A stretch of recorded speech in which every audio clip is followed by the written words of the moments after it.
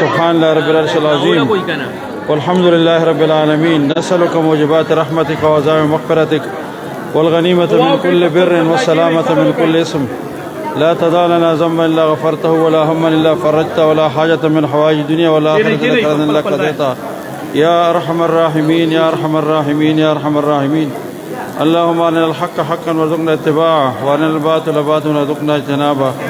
ربنا آتنا من لدنك رحمة وهيئ لنا من أمرنا رشدا.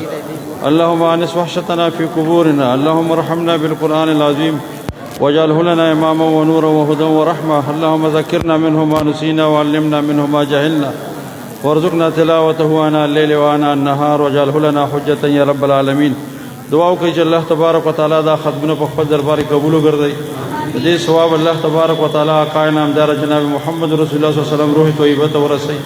تمام انبیاء علیهم الصلاۃ والسلام ته الله تعالی ورسي. صحابه کرام ته تابعین ته تبع تابعین ته محدثین او مفسرین جمله اولیاء او تمام مسلمانانو ته استاد زمونږ مشران چې څومره وفات شوي دي نارینه دي که زنانه دي الله دې ټولو په قبرونو باندې رحمتونه نازل کړي او ټولو ته الله تعالی دې اجرونه نصیب وګرځي.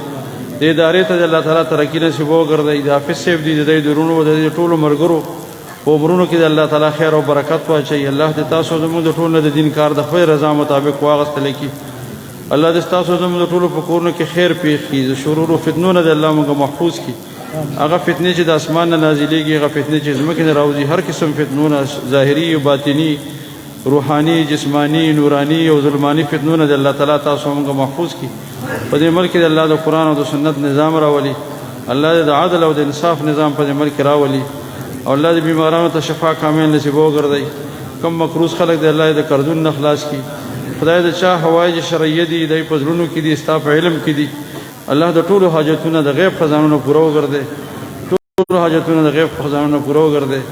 یا الله ته زموږ نه رضا شي. د قبر د عذاب نه موږ محفوظ کړي. د لوی سفر د آخرت موږ ته آسان کړي. جنت الفردوس زموږ د ټولو نصیب وګرځي. دوزخ نه موږ محفوظ کړي. اللهم ربنا آتنا فی الدنیا حسنه وفي الآخرة حسنه وقنا عذاب النار.